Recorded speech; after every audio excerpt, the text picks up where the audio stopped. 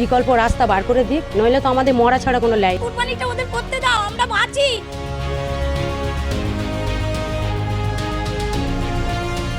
ঈদুল আজহা যখন দোরগোড়ায় তখনই এলো দুঃসংবাদ। ভারতের পশ্চিমবঙ্গের বিজেপি সরকার এক নতুন নির্দেশিকা জারি করেছে। সেখানে বলা হয়েছে, গরু, বলদ, মহিষ এবং বাছুর সহ কোনো প্রাণী উপযুক্ত সনদ ছাড়া জবাই করা যাবে না। এই সনদ অবশ্যই স্থানীয় অনুমোদিত কর্মকর্তা এবং সরকারি পশু চিকিৎসক দ্বারা ইস্যু করতে হবে। ভারতীয় সংবাদ মাধ্যম এনডিটিভির খবরে বলা হয়েছে, নতুন এই আদেশে গবাদি পশু জবাইয়ের ক্ষেত্রেও কঠোর শর্ত আরোপ করা হয়েছে। এতে বয়সসীমা, নির্ধারিত জবাই কেন্দ্র এবং নিয়ম ভঙ্গের ক্ষেত্রে শাস্তির বিধানও স্পষ্টভাবে উল্লেখ করা হয়েছে।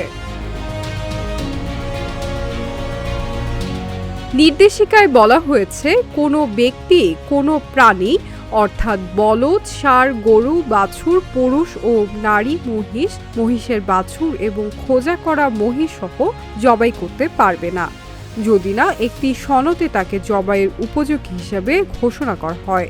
সনদে নিশ্চিত করতে হবে যে প্রাণীটির বয়স 14 বছরের বেশি এবং সেটি কোনো কাজ বা প্রজননের জন্য উপযোগী নয়, অথবা বয়স, আঘাত এবং বিকৃতি বা কোনো অপ্রতিরোধ্য রোগের কারণে স্থায়ীভাবে অক্ষম হয়ে পড়েছে।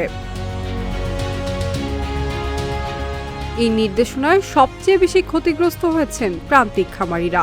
খামারিদের যেখানে আশা ছিল ঈদুল আজহায় সারা বছরের সকল ক্ষতি পুষিয়ে নিবে, সেই লক্ষ্যেই তারা প্রস্তুত করছিল, কিন্তু ঈদের কয়েকদিন আগে এই নির্দেশনা তাদের জন্য এক দুর্বিষহ বার্তা এনে দিল।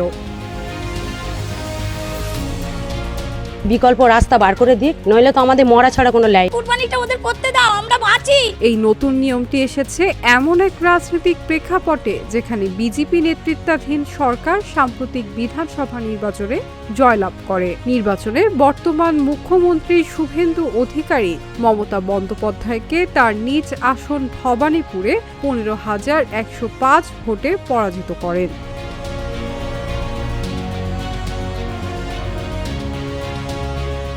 Shiny Alam Chowdhury, Dhaka journal.